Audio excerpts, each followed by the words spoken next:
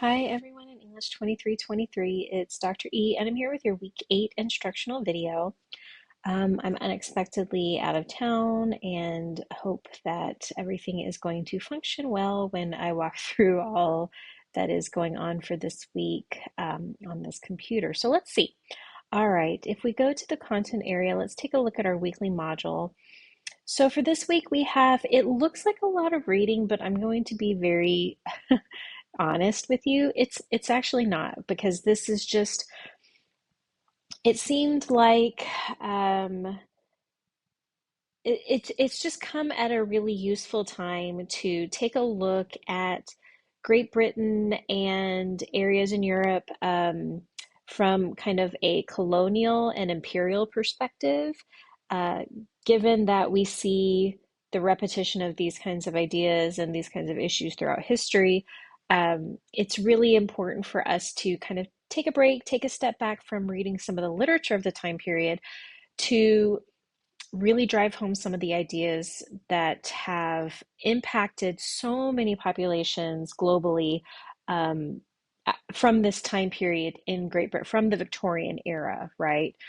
So I want us to do a little bit of this background reading to just drive home this sense of just the overall impact that Great Britain has had historically, and that those things are still lingering even today.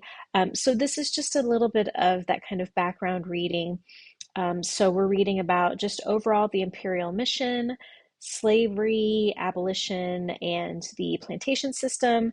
Um, just the overall involvement of Great Britain and India, settler colonialism, and the British Isles. And so we're just getting a snapshot, right? So I actually have not assigned any of the primary readings from these eras. So we're not reading anything written during this time period. We're just reading our editors' ideas related to these topics during the Victorian era. Again, just giving us a little bit of context as we start to look forward to the 20th and 21st centuries, and how all the things that are going on in Great Britain now, because of all of these things, will have an impact on so many populations. And we'll see that in some of the future writings from the later centuries. Okay. You're watching the weekly video. You do have a mind map related to these texts due on Thursday. With the grace period, it's not fully, the assignment will be open until Sunday, so a little bit more than a 48-hour grace period for that. And then you will have the quiz related to this video, all the readings, all of that good stuff on Sunday. So if you scroll down, you're watching what will appear here.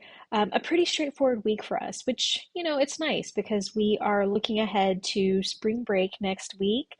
Um, so it'll be nice to kind of get this reading taken care of, get the work taken care of, and hopefully foresee a break in our future, even if it's just a break from school, right? If, uh, some of you may enjoy spring break on vacation or something of that nature, but many of us, it's just whew, just a break from the schoolwork, right? So our mind map this week is going to be related to those texts. So instead of, having one chapter like the Victorian era chapter and then choosing four main ideas from the chapter, what I actually want you to do is to choose four of these texts. Uh, I would say four of these short readings, and give an explanation. So if you choose slavery, abolition, the plantation system as one, you'll have four bubbles. So one of your bubble is slavery, abolition, and the plantation system. You'll give us an idea of the overall kind of what's the thesis or argument from that short reading section. And then from that bubble, you're going to choose a quote that helps support your idea just from this reading. Okay, so four bubbles out of four of these that you've chosen with an explanation or main idea for that. And then from those bubbles, you'll have the quotes. So not super different from what we typically are doing. Just make sure that you're reading the instructions and letting me know if you have any questions. And then you'll have your quiz based on those readings. I do want to show you kind of how to access the readings because I know it can be a little bit overwhelming. If we go to the book information and additional readings and click on the student book access, it will take you here. There's a dog drinking in the background. My apologies. So we are in the Victorian age, right? So make sure you're clicking on that area right there. We've read this background chapter. Go up to the table of contents up here in the top left. And so in the Victorian age, you just click on the arrow that will kind of drop down more options. You're going to read Great Britain's Imperial Mission, which is right here. So, just a little bit of background here. And then we're not reading any of the primary texts, okay? We are reading slavery abolition and the plantation system. So if we click on that, not super long reading, some of them. India, the jewel in the crown, click on that. And then settler colonialism, an important topic. Here we go. And then, so I'm just moving back and forth by using these arrows and these links, right? And then at the very bottom, we have the British Isles, Ireland, Scotland, Wales.